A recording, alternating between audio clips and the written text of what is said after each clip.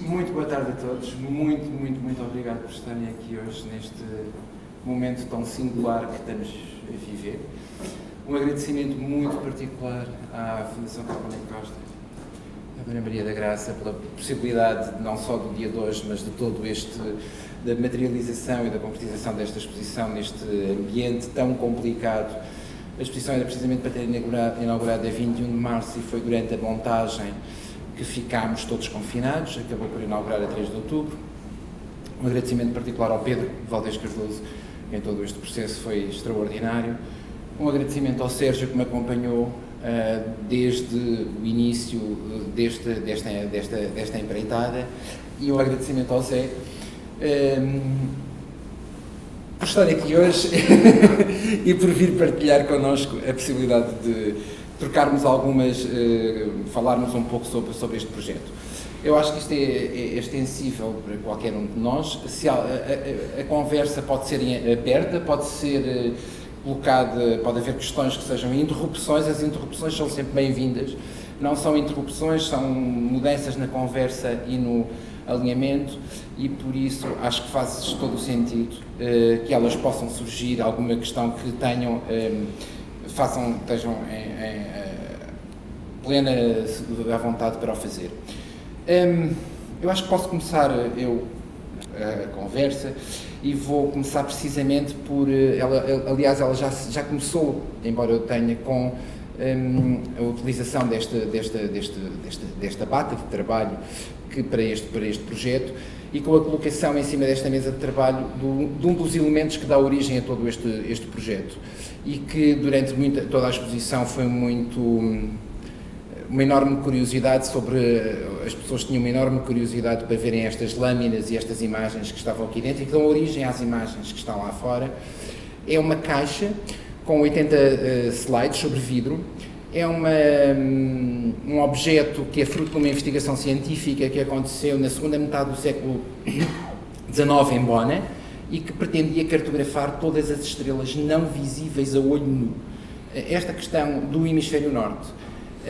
Esta caixa foi feita com fins académicos e científicos, era para projeção em conferências e em contexto de aula, e eu adquiri a caixa num leilão e sabia que a caixa estava completa, mas que algumas das imagens estavam danificadas. E essa ideia de danificar é isso que dá origem a este projeto, de algum modo, que são estas imagens que são representações de céu, mas que estão partidos. E esta ideia de o céu ser uma coisa distante, algo que não podemos tocar, mas que a determinada altura está na minha mão e está partido. A ideia de o céu se fisicalizar a ponto de ser partido, de se partir um pedaço de céu e ficar com ele na minha mão, porque na realidade o objetivo total desta caixa é cartografar todas as estrelas. E por isso cada uma delas representa uma parte desse momento. E essa parte, ele já por si é um fragmento, mas esse fragmento parte-se e fisicaliza-se na minha mão. E isso começou-me a interessar. E por isso os desenhos resultam única e exclusivamente dos slides que estão danificados, não os bons. Os bons ficaram do lado de cá, todos os outros são os que eu vou trabalhar e que vou desenhar aumentando a escala e transportando a caixa, que tem uma escala próxima da mão, para uma escala do corpo, com os desenhos colocados dentro, apoderando-me do acervo da própria fundação para colocar os desenhos, e por isso há esta extrapolação de uma escala da mão para a escala do corpo e da arquitetura, e que depois tem efetivamente a ressonância na parede do fundo, que vão sendo fragmentos do céu que nos acompanham e que nos acompanham ao longo de toda a exposição, que é uma coisa que acaba por acontecer. Nós somos acompanhados pelo céu. O céu é algo que nos acompanha nas nossas caminhadas, com mais ou menos visibilidade sobre ele, mas ele está sempre lá, mesmo que nós não o olhemos. E passa a palavra a alguém. Eu se calhar, não sei se ouvem bem, eu se calhar aproveitava só para complementar uma coisa que tu estavas a falar, que eu acho que esteve presente também desde o início. Eu pelo menos lembro das nossas reuniões iniciais, isto surgir em conversa, e me pareceu sempre bastante interessante, porque na verdade estes elementos, que são uma espécie de assento a uma tentativa rigorosa de assentar qualquer coisa com um cariz científico, na verdade contêm uma camada qualquer de acaso, ou contêm um acontecimento que não é controlado, que é este das rachas que lhe é sobreposto. E esta dimensão de uma coisa poder ter uma pretensão científica, mas depois, em si mesmo, ser profundamente humanizável, parece-me que é muito interessante e é qualquer coisa que acaba por ecoar também na forma como os desenhos foram surgindo e foram sendo feitos. Isto porque eles reproduzem esta questão da grelha e da métrica, não é? Portanto, há esta tentativa de mensurar e de registar qualquer coisa de uma forma racional e que é construída com os tais processos do vinil autocolante, que depois é despolado, mas ao mesmo tempo os desenhos têm uma dimensão muito física, porque se percebe a gestualidade de quem os faz, não é? Percebe-se o movimento e a escala da mão de quem está a traçar e de quem está a depor a grafite, e a convivência destas duas esferas parece-me particularmente interessante, não é? E abre, se calhar, espaço para a dimensão que tu falavas de linha funda, que dá um nome à exposição também. Sim, essa situação de um registro científico e que, à partida, é um registro fidedigno de uma realidade, ou absoluto, uma representação absoluta dessa realidade, e é isso que uma expectativa nos diz, mas que na realidade essa representação absoluta nunca existe, porque ela carece sempre de um sujeito, e o sujeito nunca é um ser absoluto a esse nível. E é impossível.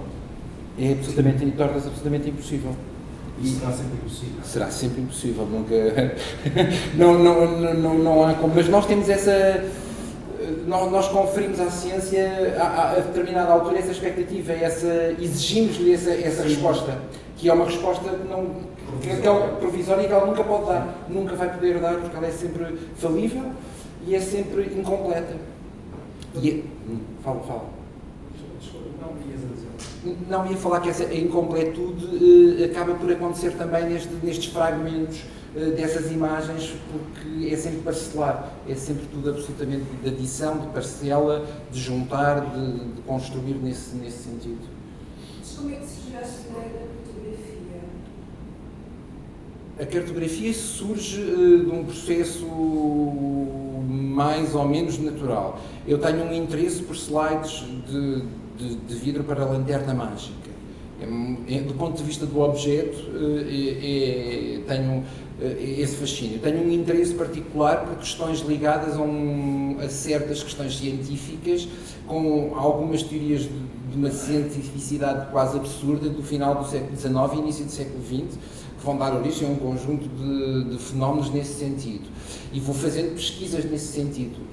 A determinada altura deparei-me com este objeto num leilão, consegui adquirir o objeto e a seguir, a partir daí, o objeto chegou e foi acontecendo. Eu fui investigando, fui vendo que projeto é que era, à medida que fui vendo não conhecia o projeto, não fui procurar esta caixa, não, encontrei-a e a partir daí é como aqueles slides que se partem e que nos dão novas linhas, e essas linhas acabam por unir diferentes estrelas que não estão unidas no plano do céu, mas que estão unidas no plano da imagem. Esse caminho eu fui percorrendo e fui tentando encontrar o que é que era este Atlas, o que é que tinha sido este projeto científico, consequências é que esse projeto científico teve nos dias de hoje. Portanto, não é exatamente este, mas este projeto projetos desta natureza que aconteceram foram importantes para nós percebermos no final do século passado que o universo estava em expansão, porque a cartografia era diferente, as posições relativas de cada uma das estrelas, absolutas e relativas, não eram as mesmas. E fui tentando entender e perceber, por isso, e a partir daí tudo isso se vai relacionando. A caixa e essa ideia desta caixa, que depois ela acabou. Não há um momento que eu sei, não há uma epifania, não há um momento, foi no dia. Mas eu lembro-me das primeiras conversas que, por exemplo. Uma das primeiras coisas que eu perguntei ao Pedro quando surgiu a possibilidade da exposição aqui na Carmona e Costa era precisamente: Pedro, o acervo, eu posso usar o acervo? eu posso, isto ainda não havia caixa, não havia isto, havia a exposição foi tendo algumas construções mentais antes de se começar a trabalhar neste sentido, mas essa ideia, e depois isto tudo começou é como se houvesse uma espécie de alinhamento astral, uma destas linhas quebradas começou a fazer, a estabelecer um caminho, e ele foi sendo construído com alguma naturalidade nesse sentido. Sim, e depois entra o Sérgio, que vai introduzindo também aqui algumas questões pelo meio, vai colocando algumas questões e que vai sendo resolvido nesse sentido. Mas esta ideia de que há uma caixa, aquela situação do acervo, interessava-me aqui, do ponto de vista, mas isso tem a ver também com os meus interesses. É assim, o espaço é sempre pouco, é como ao tempo, é sempre curto. E, parecendo que não, esta estrutura arquitetónica tem aqui uma área considerável que não é área expositiva dentro do fenómeno expositivo, onde ainda por cima nós entramos por ali, entramos diretos, é primeiro plano. Por isso, do ponto de vista da estrutura que este espaço, das características que este espaço me oferece, não é? Os espaços oferecem-nos determinadas características, sempre foi um elemento que me interessava poder trabalhar com ele. Sim, dá logo uma visão ao espectador do que é que pode chegar a seguir, não é? Ao entrar pelo acervo. Sim. Eu acho que estas coisas vêm ter connosco. Sim. Tu andavas a assobiar, Sim. a coisa foi ter contigo. É como ir como os músicos imaginam, não é? Que vão assobiar e aparece um tema e depois desenvolvem a coisa a partir dali. Como o tema apareceu, é sempre uma coisa mais ou menos inexplicável, acho eu.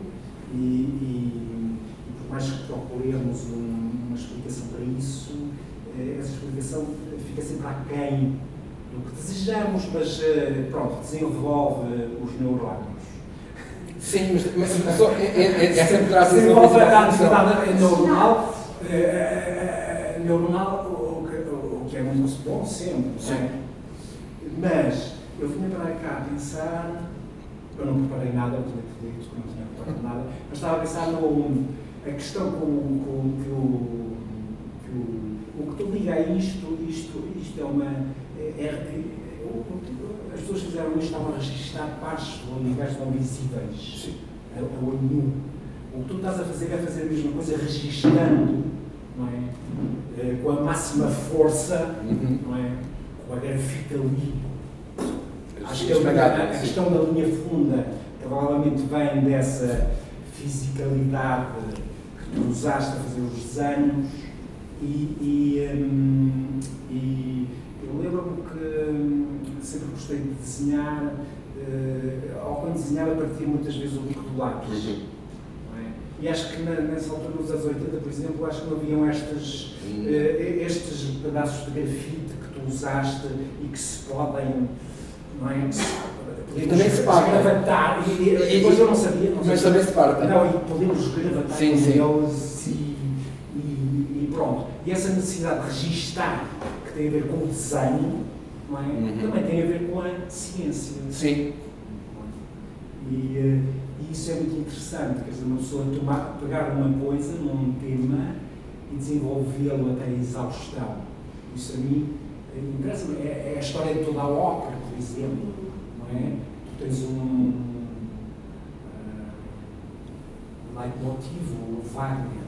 Mas eu não estou a comparar o Wagner, eu estou a especular, estou a perder-me, não é? Há um leitmotiv e tu vais registando aquilo e desenvolvendo e encontrando novas variações.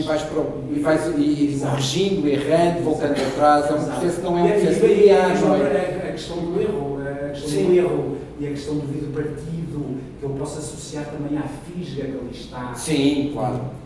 Eu acho que quando era criança me dava muito prazer partir vidros com fisgas. Não, mas é outra coisa, uma descoberta absolutamente.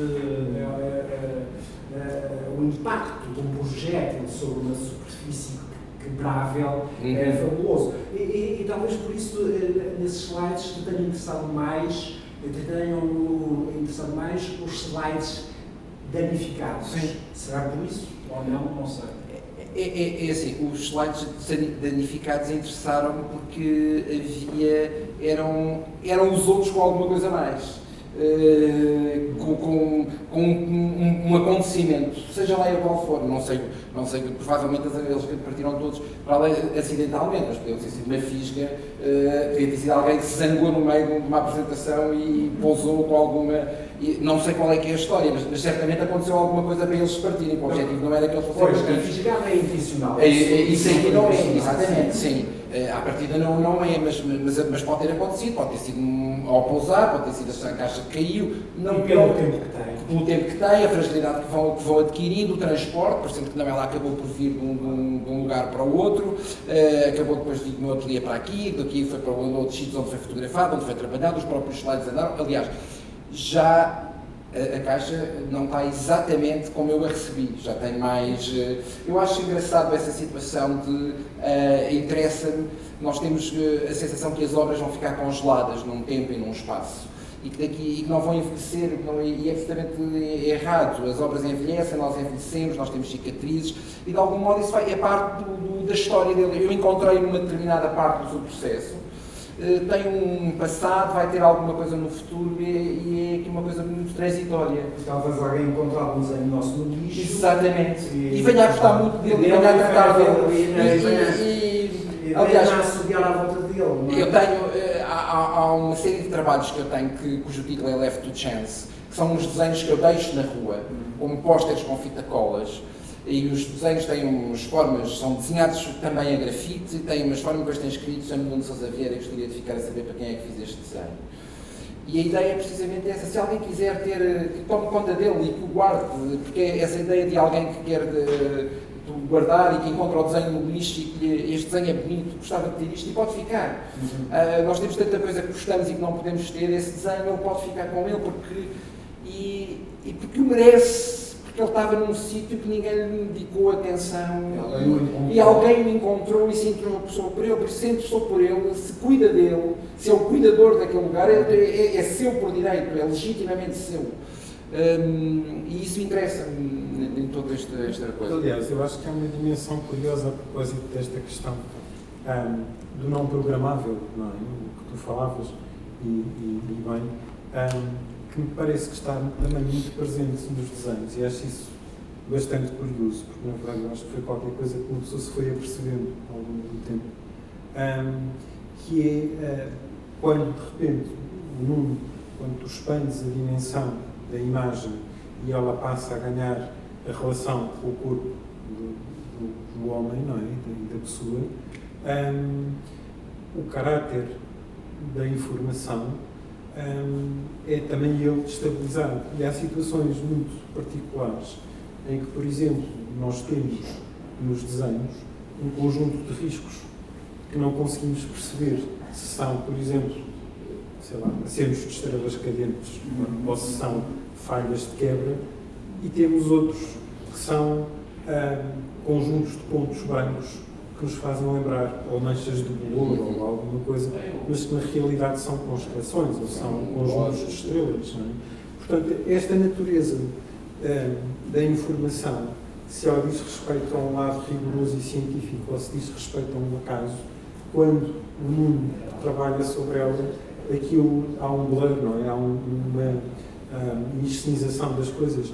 E essa dimensão parece muito interessante, porque na verdade parece-me que é quase um acontecimento de ordem poética numa leitura prévia de ordem científica. Como um universo a expandir-se. Exato. É como se tivesse uma expansão. Mas, por exemplo, o Zé há um bocado estava a falar desta questão de não é uma coisa que eu encontrei. E isso acontece não só na caixa, como na própria evolução da exposição. Porque, e que vai de encontro ao que o Sérgio estava a dizer, a estrela, nós para representarmos uma estrela, um modo mais económico, rápido, e que o código está dominado é fazer um ponto negro. Eu faço um ponto negro e é assim, são só pontos negros. São tudo estrelas, mas são tudo pontos negros. E na realidade a estrela é um ponto de luz. Isto é o inverso do que ela é. Mas eu, se quiser fazer a estrela enquanto um ponto de luz, tenho que aumentar a escala porque eu não consigo fazer um pontinho tão pequenino em branco, num fundo branco. Tenho que inverter a lógica. Isso é tudo. E essa situação, por exemplo, vai dar origem a que eu me sinta, para querer resolver este problema que vai acontecendo, vou começando a ensaiar e a perceber como é que isto pode acontecer, como é que pode ser resolvido, vai dar origem aos desenhos que depois aparecem com os acrílicos cor de laranja na frente, com esta ideia de médium, à frente, que são desenhos, é uma espécie de ampliações. E se elas são ampliações é porque nós estamos a partir de mais próximos, e isso permite-me desenhar a estrela a branco de outra maneira. E para além, e vai-me permitir uma outra coisa que me interessa aqui, é que aquelas imagens científicas eu nunca mais consigo olhar para elas aqui sem aquelas linhas passaram a fazer parte daquele céu, não fazendo.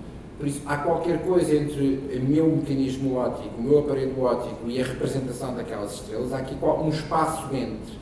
E este lugar entre interfere brutalmente na minha experiência da obra. Daí também surgirem diversos tipos de vidros ou diversos tipos de cor sobre isso, porque a experiência do acontecimento é absolutamente mediada pelo espaço entre o observador e o que é observado. Este espaço, por vezes, que às vezes é desprezado. Não é?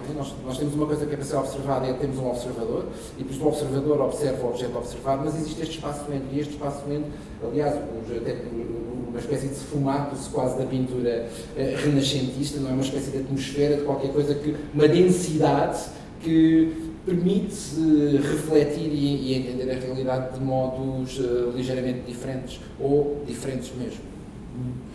E é curioso porque falavas nessa necessidade de ampliar, não é? Para voltar a ver de outra maneira qualquer. Eu diria que de alguma forma é um pouco o mesmo raciocínio que existe, ou um pouco a mesma situação que se passa de forma análoga entre aquilo que são os slides que estão na caixa, não é? Que de alguma forma funcionam à dimensão da nossa mão e que servem para serem inseridos na máquina, e de repente esta segunda caixa, que é o acervo, em que nós temos os desenhos ampliados e em que também os podemos puxar e também os podemos manipular de uma forma também ela ampliada. Sim. E esse raciocínio de mudança de escala, não é? Como ferramenta para dar a compreender e dar a intuir o desenho de outra maneira, aqui parece-me presente ao longo da exposição. E a forma também é uma coisa interessante. Nós temos a forma, aí está muito o papel do Bruno e a sua presença como escultor, sobretudo,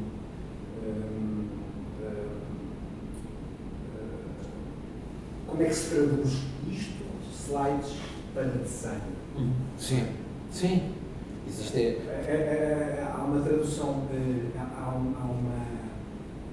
se fosse outra pessoa, daria isto de outra forma.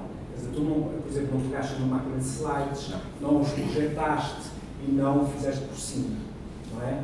Portanto, a maneira como pegaste nisto tem muito a ver com a maneira como tu fazes as tuas esculturas. Sim, sim, é análogo o processo. O processo é análogo.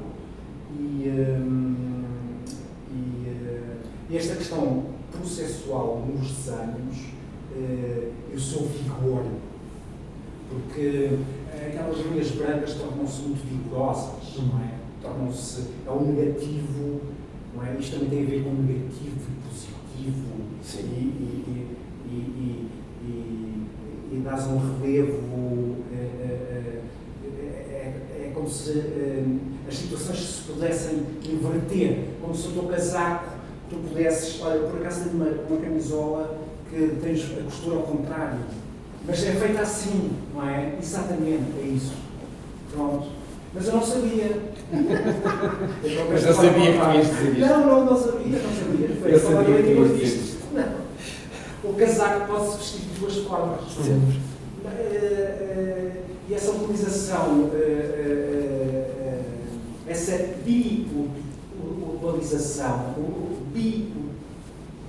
biutilização é enriquecedora. É como quando tu partes uma porta e a reconstróis e uma porta abre só para dois lados, mas quando nós vemos as duas portas partidas e reconstruídas, elas abrem para muitos lados, não é? E isto para salientar o que eu vejo aqui, a conexão entre a tua obra escultórica e estes desenhos. Me parece evidente. Eu, no meu processo de formação, sempre tive muitos problemas com o desenho, porque o meu desenho sempre foi muito vigoroso. Eu sempre desenhei com o corpo inteiro. Os desenhos pequenos eram complicados. E as suas... E os movimentos eram o movimento do braço e do corpo, e por isso sempre foi uma coisa que, do ponto de vista académico, de desenho de modelo, na minha formação de pintor, foi para isso que eu ia estudar. Mas também isto. Tu fizeste pintura? Fiz pintura. E depois deu isto. E era sempre um problema porque há uma vitalidade, um modo de operar e de me relacionar com o filme que é muito físico. Isso eu também acho que também está na minha escultura. Aliás, os cortes são muito precisos e são quase agudos no modo como são feitos, não há hesitação. E o desenho, e estas linhas também não é uma linha decidida, pode estar errada, pode estar manifestamente mal, mas foi convictamente desenhada naquele sítio. E isso está presente, por isso não me interessava, também houve muitas que tiveram, mas porquê que não projetas aqueles slides, a luz? Isso provavelmente é impressionante, é extraordinário, não é o meu trabalho, não é desse modo que eu quero abordar estes desenhos. Eles são, e eles aumentam a escala para uma dimensão do corpo, para uma dimensão próxima. Eles têm à volta de sensivelmente 1,65 m e a percepção que nós temos, aliás, quando nós olhamos para são 4 desenhos negros, totalmente negros, que estão na exposição. Estão nas zonas de maior, nos corredores mais largos, por isso há um ao fundo deste lado, outro daquele lado, outro ao fundo da parede e um quarto que está aqui na zona da cerve, na peça que é o Atlas.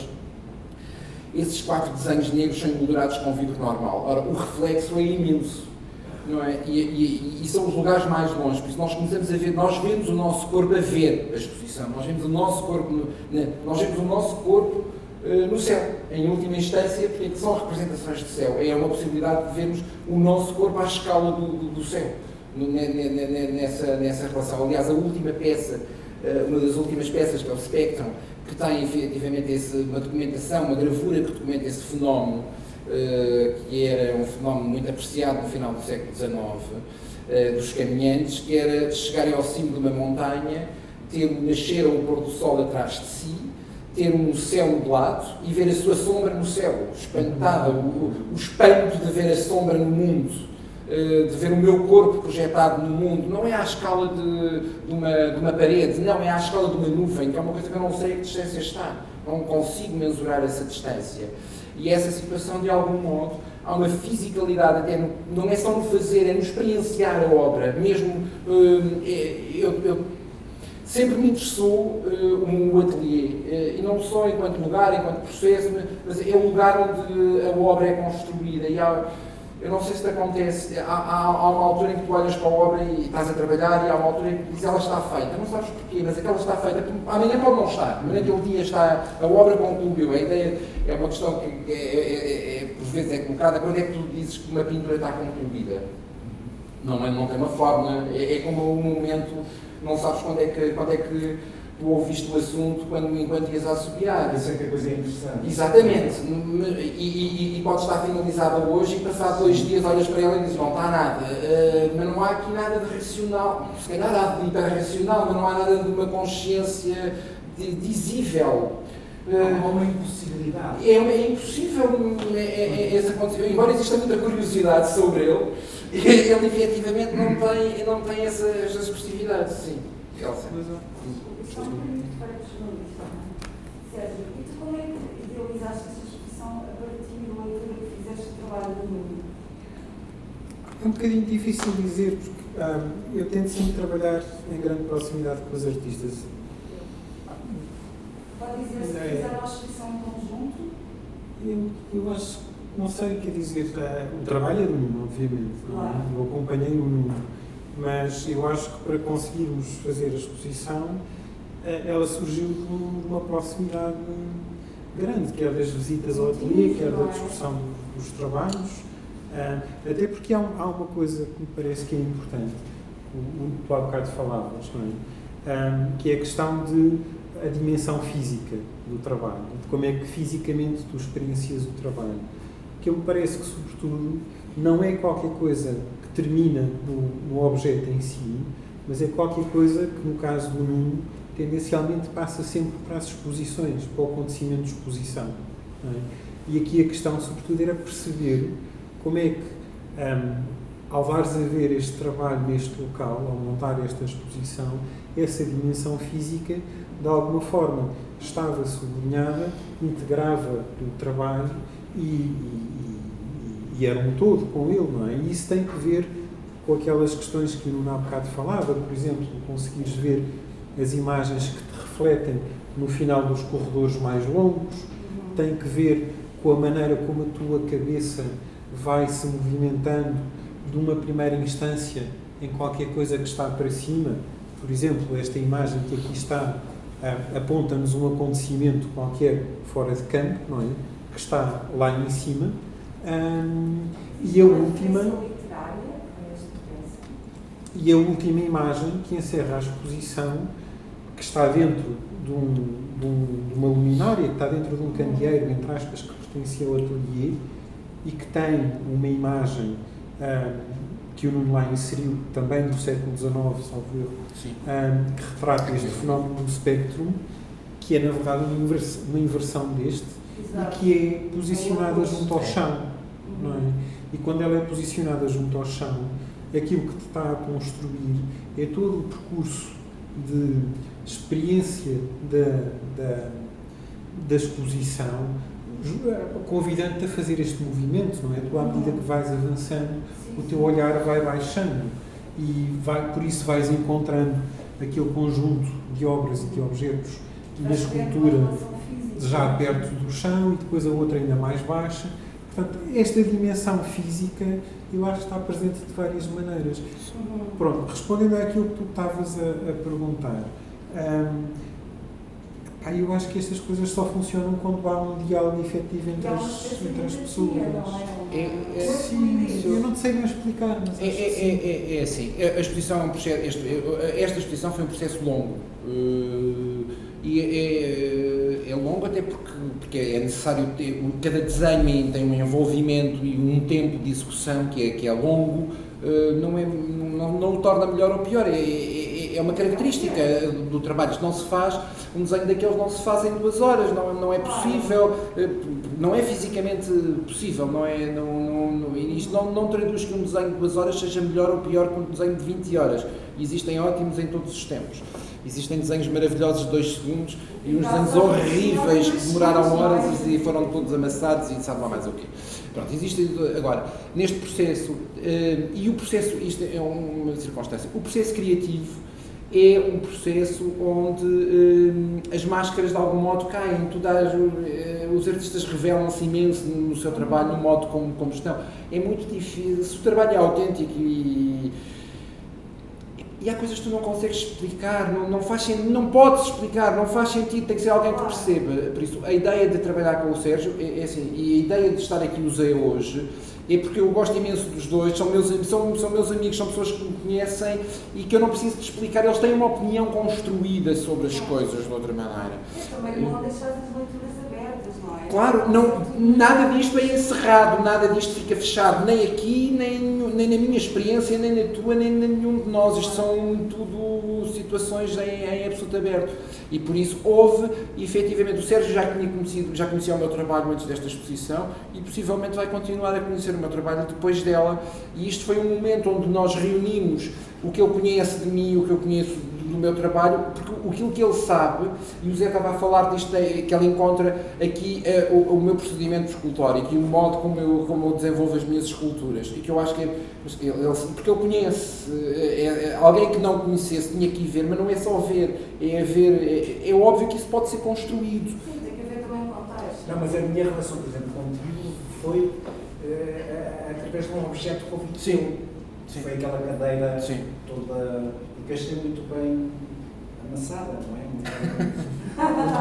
Muito bem destruída Não é fácil destruir uma cadeira e recompô-la, não é? E eu disse, eu gosto muito disto, quem foi que fez isto? Foi tão natural como isto? Não é? É assim que as pessoas se relacionam. Sim, eu também acho. Também. Encontram-se. Não, Do mesmo fazer escultura é desenhar. O desenho está por trás de tudo. O desenho não engana ninguém, não é? O desenho não engana ninguém. Pelo menos a mim não me engana. Uma pessoa vê as fraquezas de uma pessoa pelo desenho, assim como as suas forças. Tu vês a assinatura do Trump naqueles documentos, percebes que aquele homem ia pôr fogo ao Capitólio. Em potência a coisa estava lá. Sim. Mas mudando de... Pronto, eu gosto da ideia. Eu gosto... A Elsa estava a dizer uma referência... Eu aqui vi sempre uma referência pictórica, ao Bejanense, que o Lerbe não está... Então aquela figura da direita... Também gosto imenso daquela mulher. E aquilo é uma poça d'água, ou não é... Aquele desenho é absolutamente misterioso, porque não se percebe o que nenhum deles está a fazer, à exceção daquele tipo que está a olhar que não sabe para onde. E o que quer que seja para onde ele está a olhar, não está a olhar. E ele está a olhar para uma coisa que não faz parte do desenho. E nós temos esta circunstância. Mas mesmo literatura neste desenho. Mas nós temos a situação que o foco do desenho está dentro do desenho. Ou o foco da obra tem que estar dentro, não, pode estar fora. O que quer que seja que aquelas personagens, que aquele aparato foi criado, é para qualquer coisa que nos é indicado que está fora daquele sítio, é alguma coisa que está num outro, que está fora de campo. Aliás, a ambiguidade daquela poça, ou buraco, que não se percebe o que é, não é? Que está cá em baixo, de alguma forma ainda aumenta um pouco a tensão com o contraponto de algo que está para cima que nós não vemos. Ou até uma nuvem em terra. Sim, uma nuvem caiu em terra. Mas o que quer que seja é algo... Uma coisa leve que se tornou pesada. E é algo que não é favorável. E essas contradições são... Mas é algo que não é favorável ao andar. Aquele objeto, não é um sítio que seja simpático andar, porque é uma coisa que te vai prender o andar. E o problema é, a questão estará no céu ou estará na terra? Está sempre na terra. Não, porque tu não percebes a consistência daquela poça. Às vezes parece uma pedra, ou uma pedra, o céu reflete-se também ali, ou não reflete. Pronto, essa ambiguidade. Que é esta ambiguidade da experiência das coisas e da própria... A referência é uma gravura que é manipulada e que eu não te vou revelar qual é a gravura. O Sérgio não sabe. O Sérgio não sabe qual é. Até hoje ele já me perguntou e sabe. E eu disse-lhe que não dizia. Não sei. Revela as fontes. É um livro. O livro está cá, está na exposição. É um livro que está lacrado. O livro está lacrado, por isso tem um lacre para. Estás a renovar. Não, mas a imagem. Não, mas isso é um livro, é um livro de astronomia. The New Astronomy é o livro que está ali. E é um livro de astronomia de onde saem as duas gravuras que dão origem às duas imagens absolutamente figurativas que nós temos. Mas revelaste? Não revelei nada. Sim. Esta imagem faz lembrar as gravuras. Sim, ou tem o seu universo. Faz lembrar E do ponto de vista da composição e da organização da imagem pictórica, é uma imagem do século XIX, esta composição é uma imagem composicionalmente do século XIX, não há dúvida sobre isso. Isto é uma imagem, a partir de uma gravura que existe, foi alterada, foi manipulada no sentido de construir uma ambiguidade que me interessava, era essa a ambiguidade que me interessava nessa imagem, mas Desculpe interromper, ela de facto faz uma coisa curiosa, que é, ela especula sobre a relação entre o céu e a terra, não é? Que é aquilo que vamos encontrar ao longo das exposições. Quer nos desenhos, quer nos objetos. Eu estou-me a lembrar daquela sola de sapato, por exemplo, que tem uma estrela marcada, não é? Sim. Que é um pouco a mesma situação, o sítio onde tu estás e o sítio onde tu projetas a aspiração do teu olhar, qualquer coisa destas. E toda, para mim, eu acho na nossa cultura, em última instância, nós temos que os pés no chão, mas aspiramos um lugar qualquer que fica que nos eleve. Por isso nós estamos em permanente articulação, e daí aquela cadeia de agrimensor que também tem aquela verticalidade. Sim. E que te marca precisamente o fim da exposição, o início no chão e o fim no teto, não é? É um elemento vertical que te faz. Há um elemento na exposição que te dá o pé direito, digamos assim, do ponto de vista da linguagem arquitetónica do espaço, e que faz a ligação entre estes, ou seja, no fundo, o teto é o céu, o teto da galeria é o céu, é o limite, enfim, aqui é mensurável, lá fora é mais difícil, mas sim, mas isso está presente. Mas a fisga? Também tens essa memória de partir coisas com a fisgada? Eu tenho um acidente mais desagradável com um amigo meu, mas pronto. Pronto, é uma coisa pessoal. Sim, mas não é com aquela fisga, sim, mas eu tinha, eram umas, não sei se devo contar isto, mas pronto, também não tem. Foi um acidente com um amigo meu, ele ficou com uma coisa cravada no pescoço, mas havia essa coisa de... Eu não fiquei a comer cerejas como andava ali a seguir. Mas a fisga é uma coisa de pontaria, é uma coisa de afinar o olhar. Mas é que ele tem duas circunstâncias. Tem o projétil que a seguir, mas tem um momento antes do projétil sair, onde há uma concentração entre o olho e o alvo. Podes falhar. Não partas os vidros todos. Podes naturalmente, mas há esse momento de concentração e de afinar o olhar, onde tu ajustas quase o azimuth da coisa e é ali. E largas o projétil. Neste momento da fisga. Está iniciado. E a fisga está, por exemplo, ao lado o objeto que está ao lado, que são uns óculos passados a bronze, que tem um vidro partido no olho, onde estará, pronto, tu afinas novamente. Há uma ideia de pontaria, de ver qualquer coisa, ou seja, em vez de ver, afinar, colidir, fechar. Portanto, é como se a fisga está ao lado dos óculos partidos. Sim. Com a lente partida, passados a bronze, mas com a lente foi partida, sim. Evidentemente não podemos fazer uma relação logo óbvia. Não. Foi a fisga que partiu o... Mas pode acontecer. Não, mas seria... Não é narrativo nesse sentido. Não é narrativo, exatamente. Eu acho que há uma situação que é recorrente na exposição, que me parece muito interessante, que é uma certa ideia de inversão das coisas, não é? Eu volto um bocadinho à última imagem e à primeira imagem.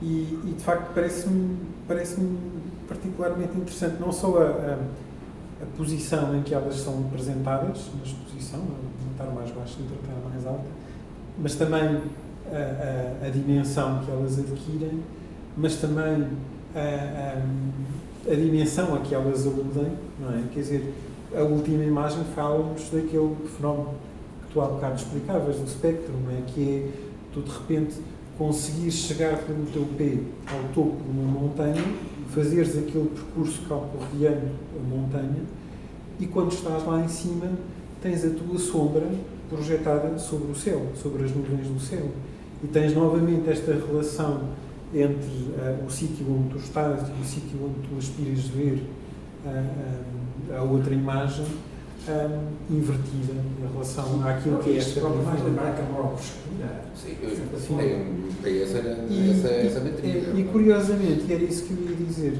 enquanto todos estes objetos, todos estes slides, não é, funcionam como elementos para poderem ser projetados, não é, aquilo que está no último objeto que encerra a exposição é exatamente o contrário. É uma caixa de luz, não é? Que é ela que emana luz. Mas há outra circunstância em relação a esse, que é essa experiência de olhar o teu corpo de poderes, hipoteticamente. E mesmo que, eu confesso que já tentei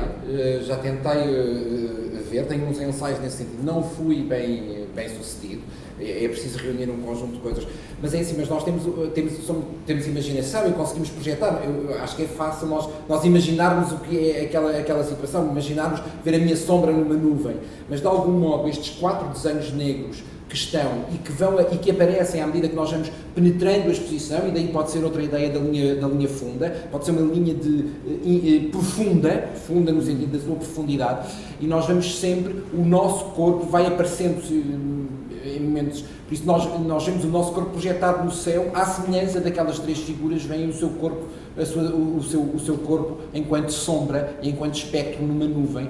Nós vemos o nosso corpo naqueles espelhos negros que acompanham, e eles são emoldurados com determinado tipo de vidro. Sim, são emoldurados com um vidro radicalmente diferente dos outros, porque o outro vidro retirava mesmo a presença e os outros têm que ser com outro vidro. Isto faz. E esses negros eram de vez mais claramente. A violência, a virilidade do. A grafita em ação. Sim. Mas vês o teu corpo, vês-te a ver, tu vês e tu vês o teu corpo espantado, esplanado naquela superfície negra. E vês aquilo que tu não vês de ti, não é? Tu vês a tua face, não vês a tua face no desenho, o que é uma coisa ligeiramente diferente do que eles acontecem, porque eles veem um espectro. Mas nós vemos, e à medida, e quando fazemos o caminho inverso, que vamos saindo, por isso o corpo também vai saindo, já não encontramos esses espelhos negros. Quando nós fazemos o percurso de saída, esses espelhos negros já não existem, porque a pessoa está, esse corpo, e que também é um espectro no ponto de vista da exposição, que ele não permanece, também se vai ausentando e vai ele próprio desaparecendo. Eu gostava, antes que vocês fugissem deste desenho, eu acho interessante também pensarmos que o próprio modo como tu incluíste o acervo na exposição e tornaste uma obra da exposição, ele pode ser esta poça, pode ser a nuvem, não é? É o fora de campo que está aqui, de repente, passado para o campo, não é? Faz o inverso. Ou é esta poça em branco que de repente nos é dada a ver, ou é o tal fora de campo que de repente nos pode ser ali explanado, ou dado a descobrir. Nós não vemos o acervo, normalmente o acervo não é parte de uma exposição. E por isso é que há uma inversão dessa lógica que eu acho que é um diálogo curioso com este desenho. O que é mais curioso é que, pela arquitetura, pela natureza da arquitetura deste espaço, o acervo é a primeira coisa que é sempre visível em qualquer exposição na Fundação Carmona Costa. Sendo que não é. Mas é aquela parede. Mas pela primeira vez que nós Sim. Porque ele estava sempre fora de campo, não é? Só que o Nuno aqui apontou para cima. Por isso é que eu estava a dizer, temos aqui um diálogo que eu achei muito interessante quando nos vi montar a exposição. Mas eu agora estava a ver este desenho é muito intrigante por todas essas razões, e também por causa destes 2 postes e por aquela corda, parece quase um patíbulo. Estou a ser demasiado. Não estás a olhar.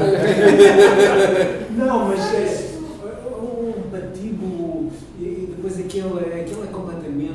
Aquela personagem que está ali deitada faz completamente lembrar o personagem do Teixeira é o mesmo, foi o mesmo figurante. Sim. Mas não se sabe. Este desenho tem, mas a questão mas isto é o desenho do Nuno Sousa Vieira. Se nós víssemos isto num livro científico de onde tu tiraste, o desenho não teria esta ambiguidade e este interesse. Claro, isto é uma interpretação tua, não é? Não sei se é uma interpretação. Todo o processo de fazer, a escala, o aumento de escala, o corte, altera completamente o objeto que ele usou para fazê-lo. Mas sabes que isto ao mesmo tempo também me remete e faz-me lembrar aquela questão, aquela loucura dos americanos com os UFOs. Sabes, aquela questão do objeto não identificado, a forma como ele está a olhar. As imagens que nós vimos dessa altura, do Roosevelt, percebes, todo aquele imaginário, isto também me remete de alguma forma. Eu quando estava. Por acaso a mim não. Eu quando estava a produzir o desenho, durante muito tempo questionei se havia de manter a legenda ou não. E se a legenda retirava essa ambiguidade e optei por deixar inscrito. Não, eu acho que torna. Desculpa. Sim. Ainda tornou. Eu acho que reforça. Eu também achei que sim, eu também acho que sim. Eu agora estava a olhar para o patíbulo, entre aspas, aquilo lá no patíbulo, a corda, ou eles vão-se todos enforcar, ou vão-se todos.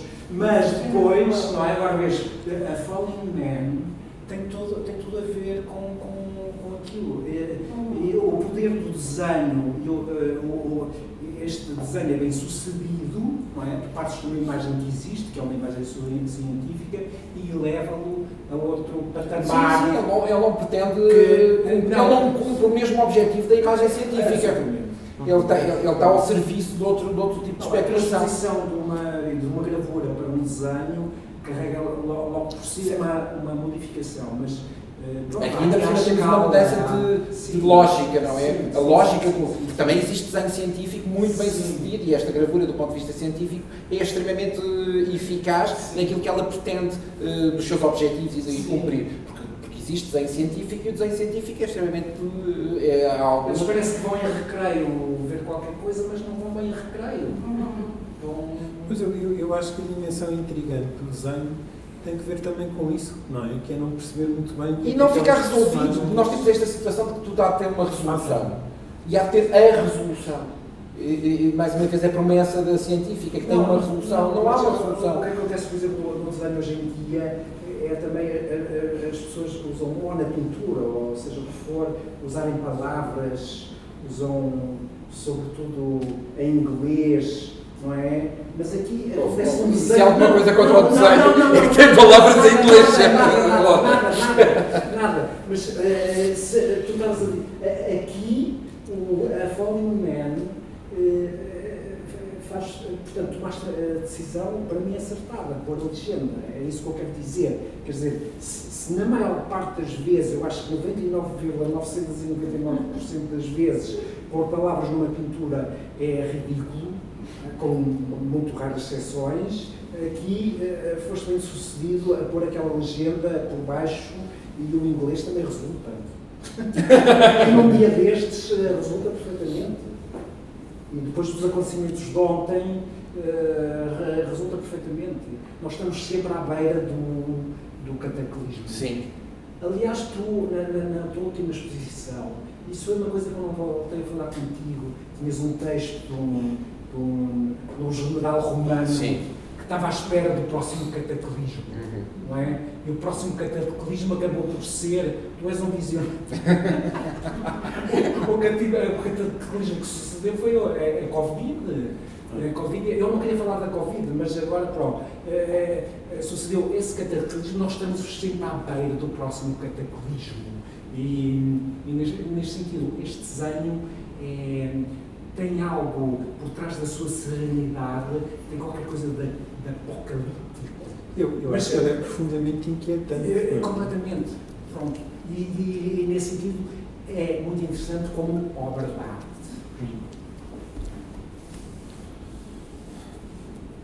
Questões?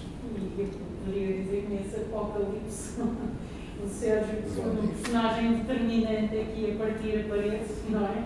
Ali na existência de partir a parede, eu acho que foi outro acréscimo no levar o espaço. Sim, que é uma coisa que eu acho extraordinária, que é alguns de nós conhecemos bastante bem este espaço.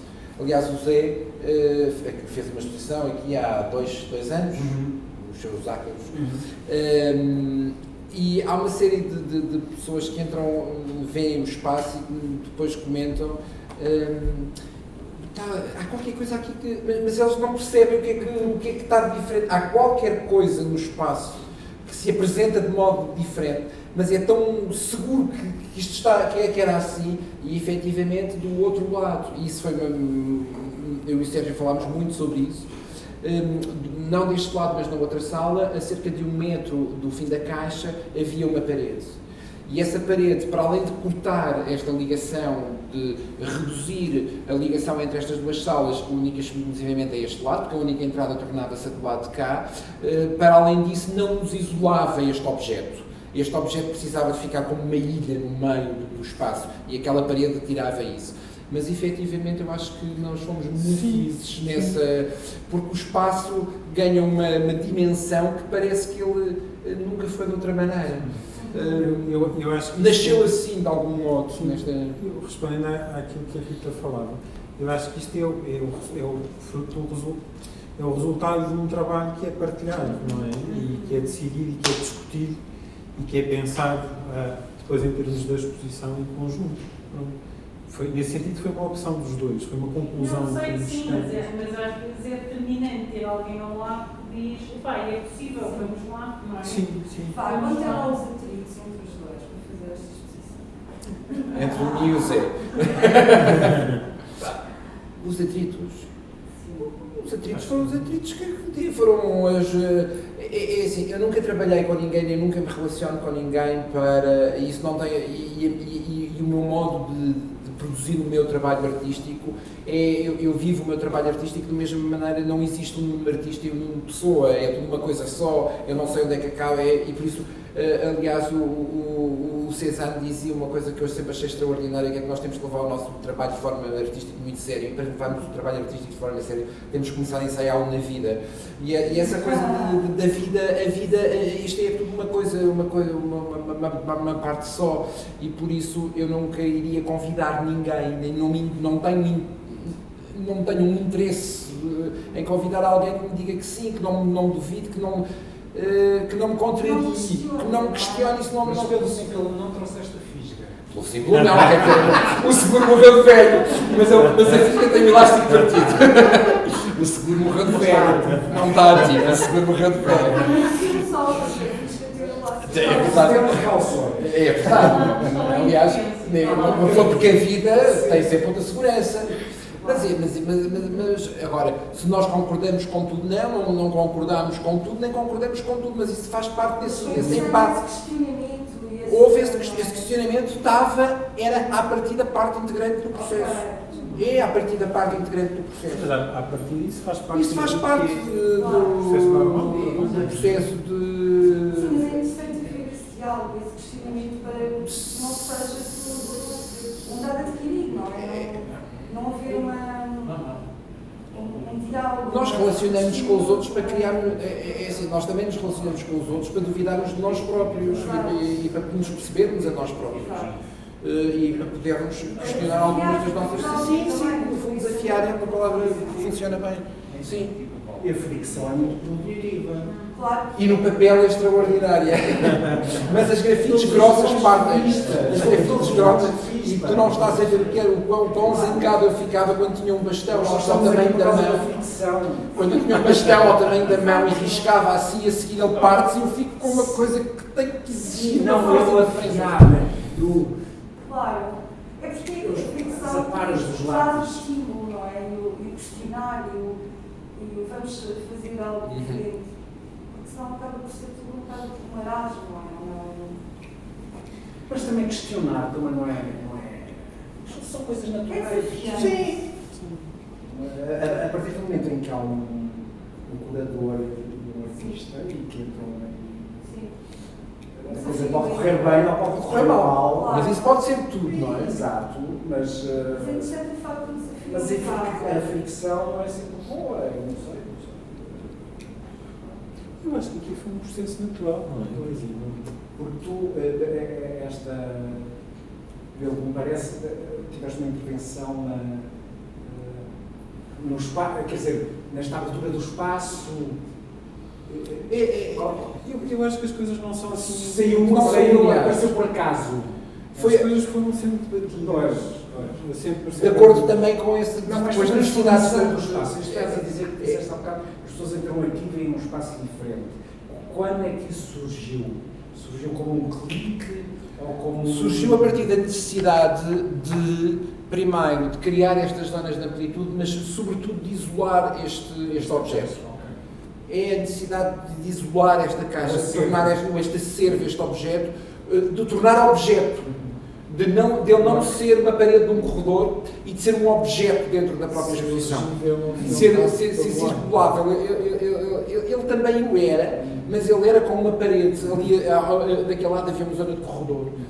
Fazia um corredor desta largura e depois entrava-se por aqui. Por isso nós entrávamos daquele lado, tínhamos um corredor e voltávamos a entrar nesta cena. E é essa necessidade de tornar este objeto quase de poder nomeá-lo, ao fim e ao cabo. Sim, de não ser uma sala, ele é não, ele fica aliás, a sua função torna-se mais afirmativa e ao mesmo tempo mais ambígua dentro do espaço. Ele parecia que cumpria ali um papel qualquer. E aqui o papel que ele cumpre é este. Mas é uma caixa que se abre. Sim. um objeto no meio da sala, exatamente um caso. Eu acho que estes processos vão surgindo um bocadinho de forma orgânica com as conversas que vamos tendo. O papel aqui sempre para explicar, quer dizer, eu acho que foi sempre ir acompanhando o mundo, não é? E perceber como é que eu poderia dar a minha opinião no sentido de levantar novas questões e poder traduzir, talvez, na maneira como as coisas eram apresentadas, a melhor forma de dar a ver o trabalho, traduzir o trabalho, mas não sei, é um bocado difícil pôr aqui limites nestas coisas. Claro. Não sei se tem alguma questão.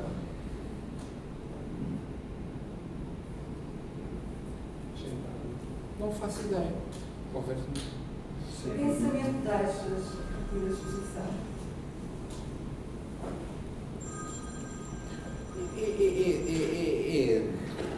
É assim, não consigo dar-te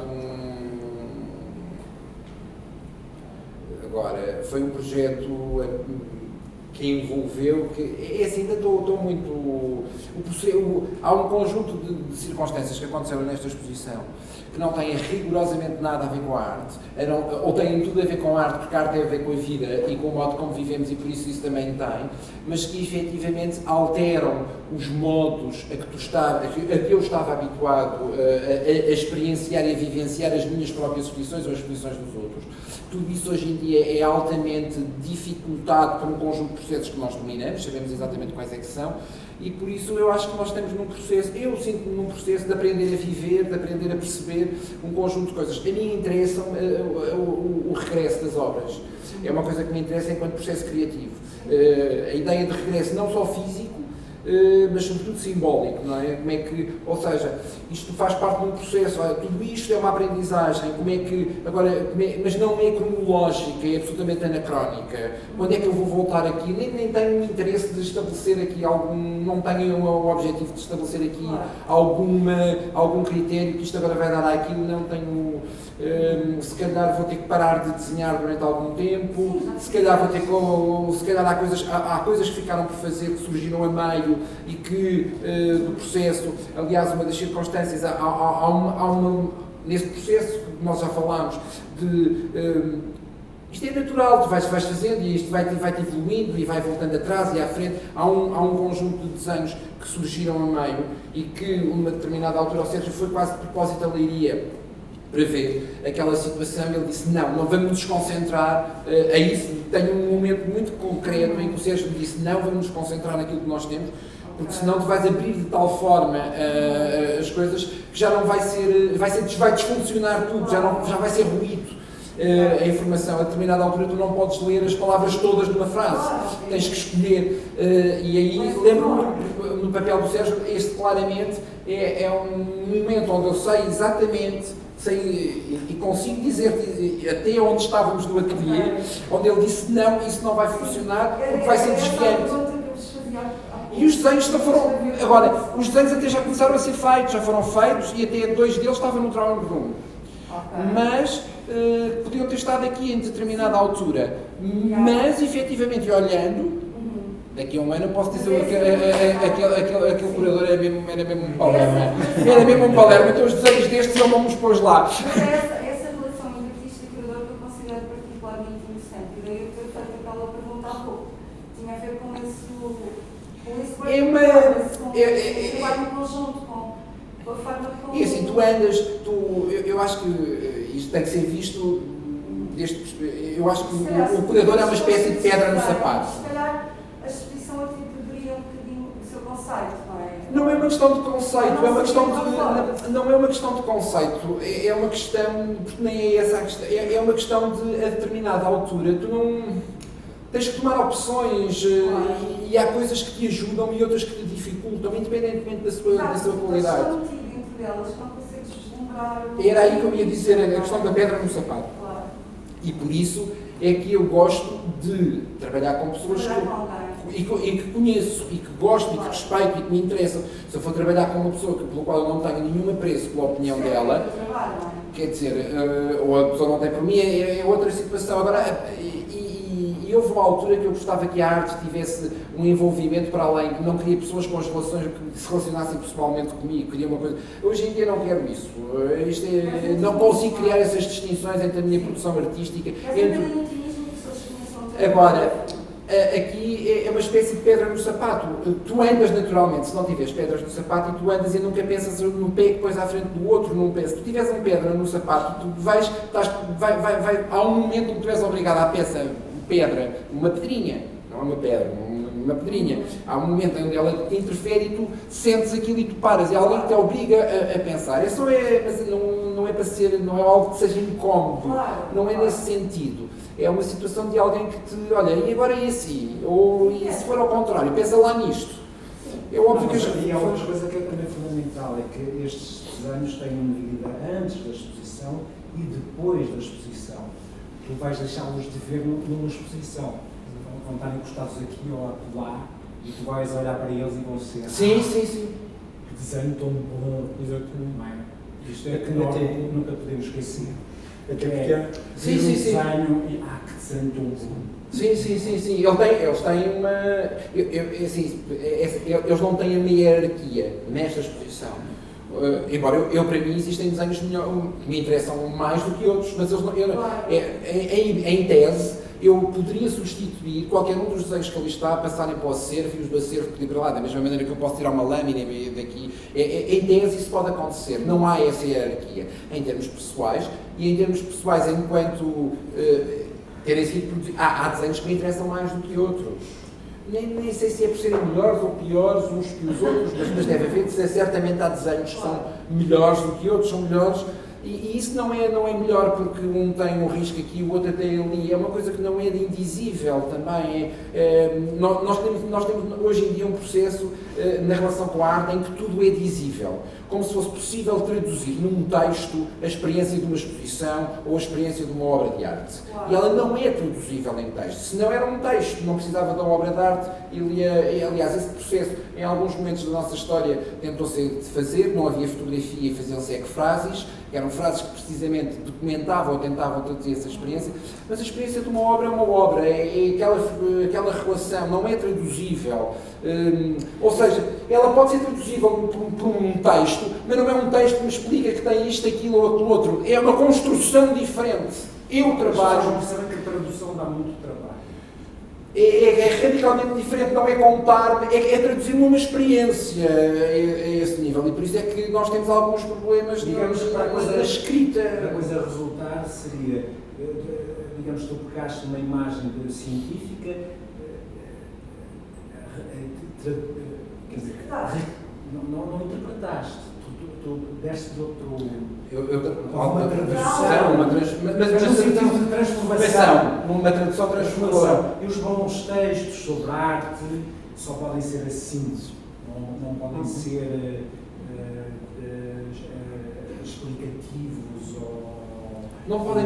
E para não serem explicativos ou para não serem óbvios, quanto menos óbvios são, mais trabalho dão, acho eu. Ou então mais atividade neuronal é necessária. Sim. Para mim é óbvio, mas a ideia de que as pinturas são traduzíveis em texto, assim como a música, só que ou são mal traduzidas ou bem traduzidas. Normalmente são pessimamente traduzidas. Mas é um processo difícil. É um processo difícil, mas fazer a arte é um processo. Tudo o que é bom é muito difícil. As vossas que são traduzidas? O quê? Absolutamente. Em tese, eu também acho que são. Em tese. Então podia escrever um livro de 700 páginas sobre esta imagem. Se eu fosse escritor. Pronto. Não. Era capaz. Sim. Seria completamente inútil. Não sabia para nada, desculpa. Não sabia para nada, mas consegues absolutamente falar sobre uma coisa, mas para falar sobre uma coisa é difícil falar sobre uma coisa. Olha, pronto, mas eu acho que há aqui uma coisa... Deixa aqui um mote das 60 páginas sobre esta peça. Escrever 600. Mas eu não vou escrever. Não faz, não. Eu sou pintor. Então eu sou pintor. Ele é pintor. Ele pode escrever mais facilmente fazer desenhos. Se eu fosse um pintor mau, punha letras nas pinturas. Olha, essa história das letras das pinturas é incluída, nós devemos conversar sobre esse assunto. Não, mas isto é. Mas há aqui uma coisa que eu acho que é Também interessante. também podem Por exemplo, em relação àquilo que a Elsa falava e em relação àquilo que estávamos a falar, porque uma coisa é, de facto, estares a olhar para um desenho ou para uma obra isoladamente, não é? Quando elas regressam ao ateliê e têm-nas contra a parede e olhas que belo desenho, ou este é assim, este é assim. Outra coisa é a experiência de conseguires perceber o todo de uma exposição. Até porque há obras que de alguma forma só ganham um corpo na exposição, como o caso desta, não é? O caso desta caixa, que é um acervo e que é uma obra em si, que quando a exposição acaba, ela desmembra-se e ela desaparece. Portanto, da mesma forma que não é, quer dizer, a analogia não é bem isto, eu estava a tentar pegar aqui uma relação entre os dois, mas da mesma forma que um texto não deve ser explicativo no sentido de tentar traduzir literalmente o que é uma obra, porque isso é um falhanço, uma exposição também não pode, nem deve talvez ser apenas o entregar literal das coisas, mas pode ser mais ambicioso do que isso e criar um conjunto de sinapses neuronais, não é? Em que te dá a ver as coisas de uma maneira mais enriquecida. Se entras tu. Não, nem sempre. Pode entrar. Eu vou. Mas a equação foi feita pelos dois. Não é? Certo, mas é assim. Mas é assim. Eu mas no acho final, a que. obra de arte é a coisa que prevalece. Exatamente. Sem a obra de arte, não há exposição. Mas a obra de arte, imagina, o Nuno Sousa Vieira, ninguém conhece, ou eu, ninguém nos conhece daqui a 200 anos. Em algum tipo descobre uma coisa No lixo. E vai à procura das outras coisas. E vai à procura de uma exposição ideal daquela coisa. O Vermeer, pronto, essa vez já descobriram 30 e tal, não é? Porque obriga, e no fundo podes fazer milhares de exposições com aquelas obras, porque são boas, porque as obras vivem individualmente e vivem em conjunto, porque têm uma consistência, não é? E é o que nós esperamos numa obra de arte, verdadeiramente, é essa consistência. E de uma exposição já agora também.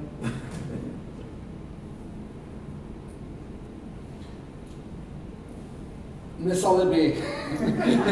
Estão todos refletidos no teu desenho. Estão todos. Eu gostava que falássemos um bocadinho sobre as peças que estão mais longe de nós. Já se falou aqui desta escala, desta caixa que parte da caixa primordial, que dá início à investigação do Nuno, mas as peças que estão do outro lado, que são sobretudo escultóricas, gostava que falassem um bocadinho sobre elas, também para as compreender um bocadinho melhor. Já se falou da fisga e dos óculos, mas há outros elementos.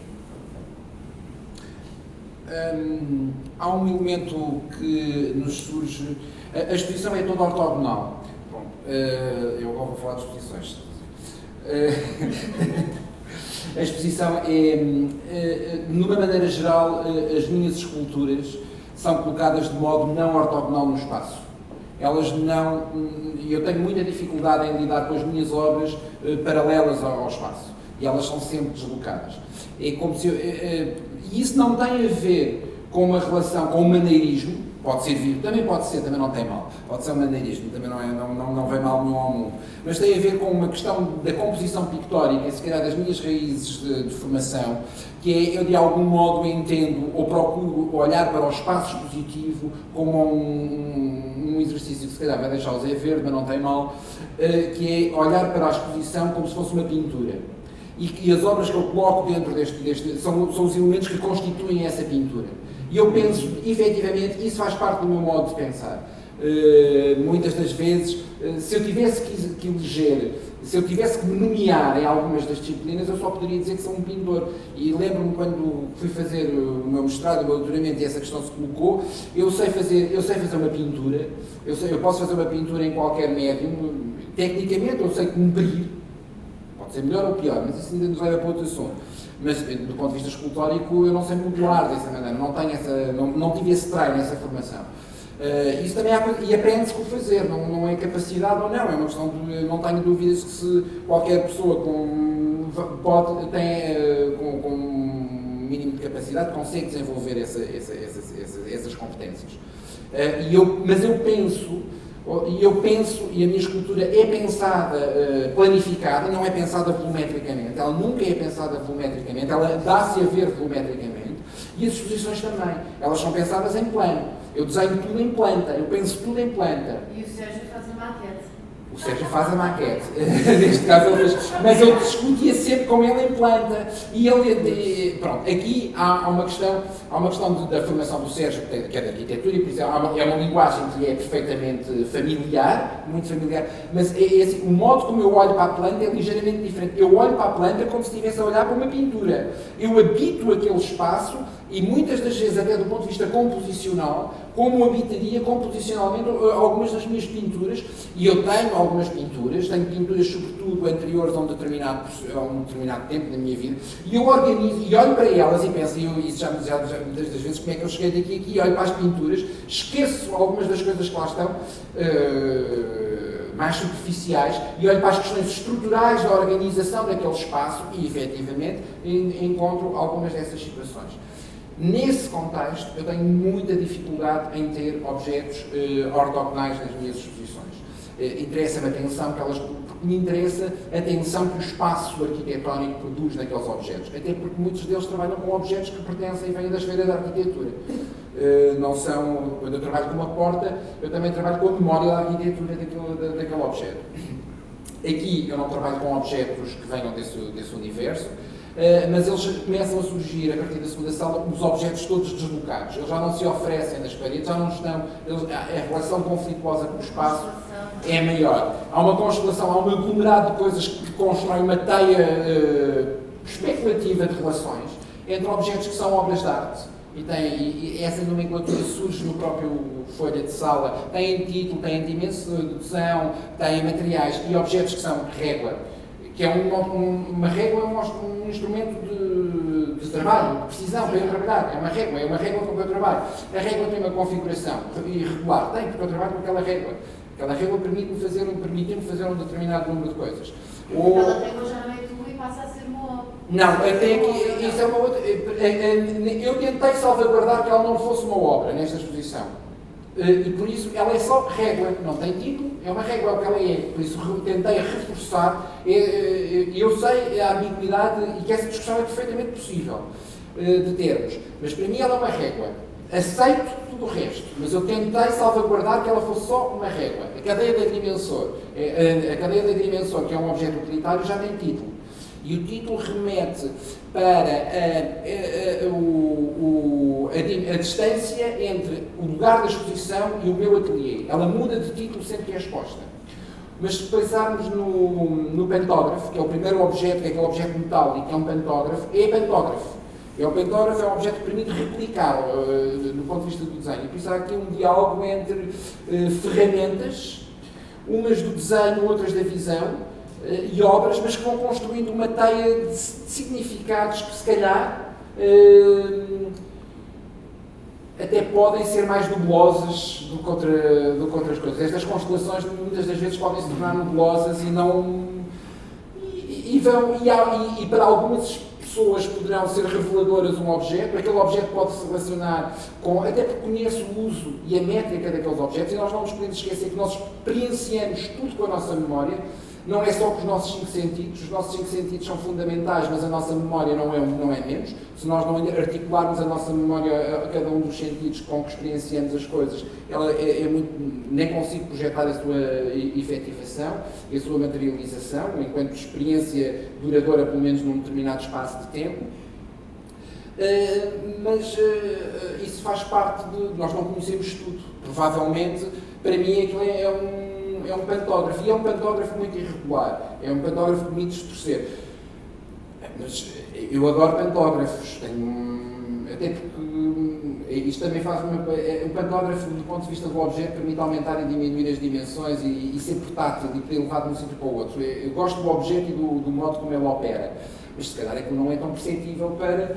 Mas tem uma métrica, tem lá uns elementos, tem uma régua, por isso aquilo serve para medir, pode estabelecer uma dimensão, uma relação com as métricas e com as regras dos desenhos. Está certo.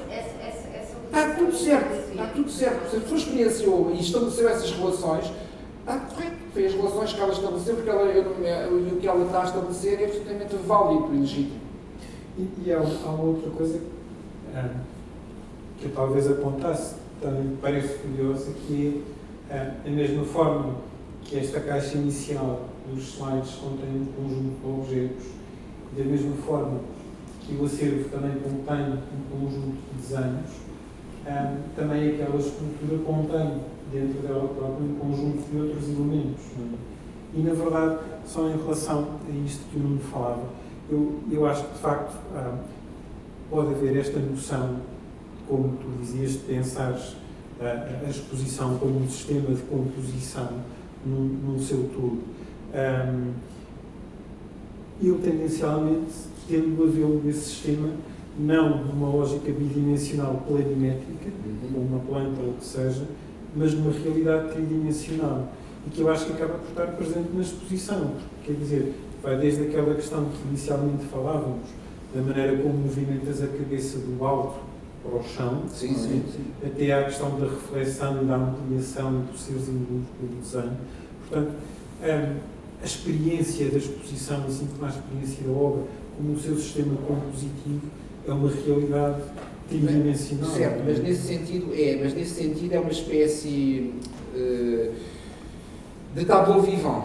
Alguma exposição que seja quase num sentido especulativo e extrapolação, não é? Mas ser algo que eu entro sempre na equação, e isso interessa nessa equação, esse espaço, esse lugar, ele vai ser habitado esporadicamente por pessoas que são os espectadores, que é o público, e que vão fazer parte, e que vão ocultar uma imagem, e que eu estou a ver e nós, aqui é menos evidente, e nestas alturas também menos ainda, mas todos nós já tivemos a experiência de irmos aos museus mais frequentados, e estamos maravilhados a ver uma pintura, e passa um batalhão de gente à frente, e nós pensamos, que cheio, isso está a ver o que tão sossegado. Isto faz parte da experiência daquela, por muito magnífica que a experiência daquele momento,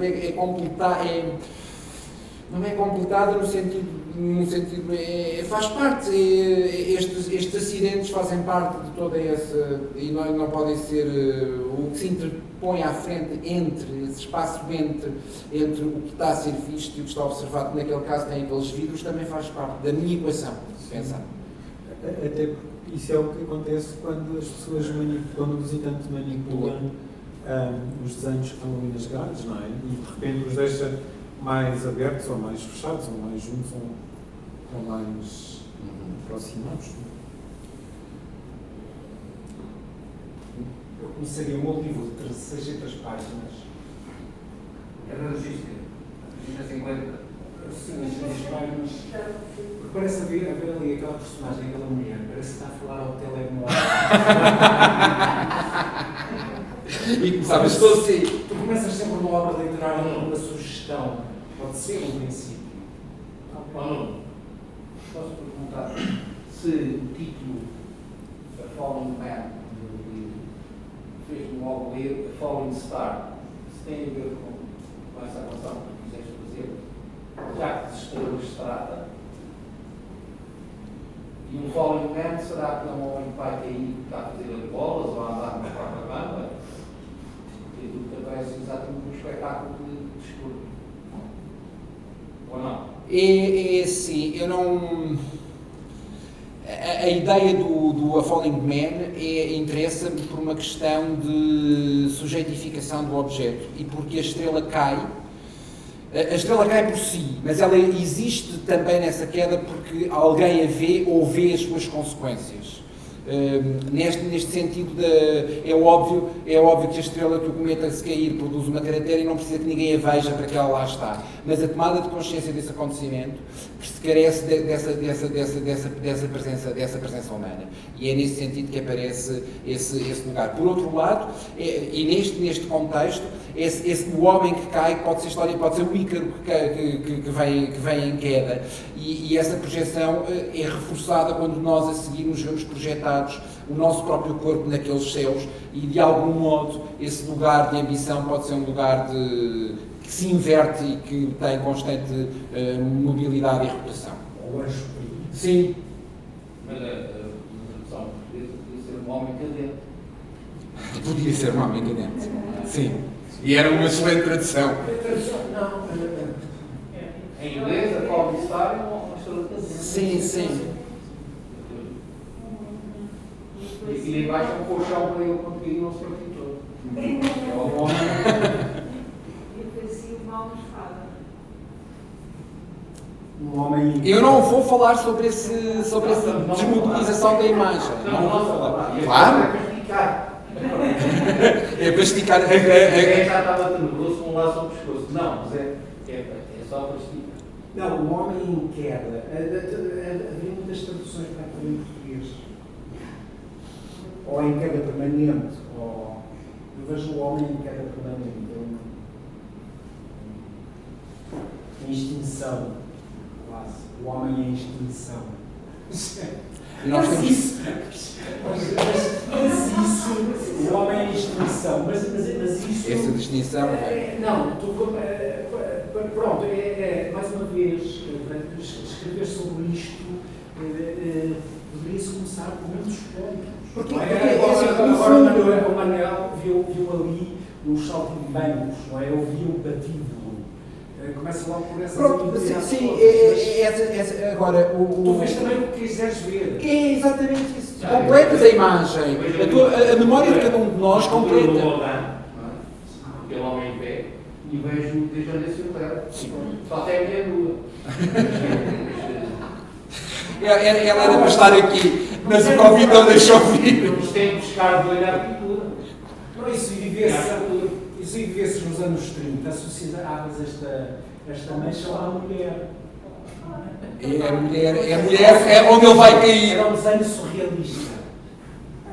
Mas eu acho muito interessante isso que o Manuel falava, porque, inquestionavelmente, quando se olha... O Sérgio viu diversas vezes para ver a imagem.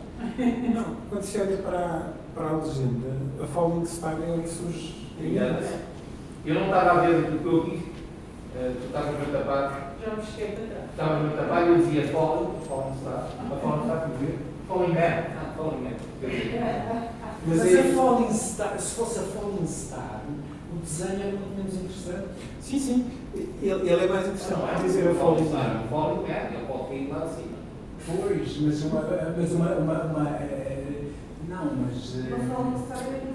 tem consequências muito mais graves. Tem sangue espalhado. Claro.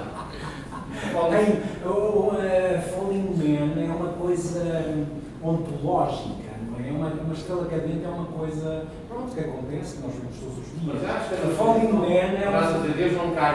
Não. Mas a Falling Man é uma espécie de fatalidade, é um destino.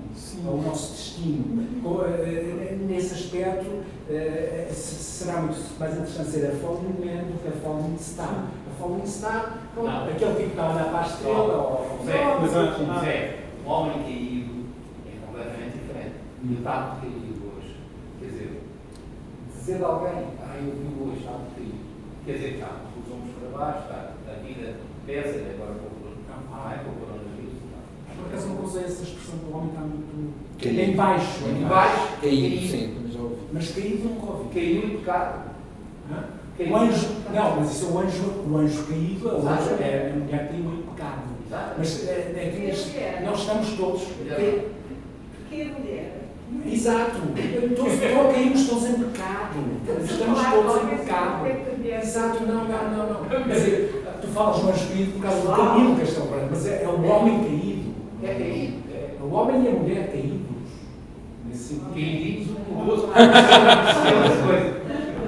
Mas é precisamente essa relação entre o indivíduo, homem ou mulher, e a estrela, e o processo de analogia entre um e outro, que aproxima os dois extremos desta exposição. Não é? E é isso que dá essa dimensão poética, e por isso me parece interessante esta relação entre um e outro.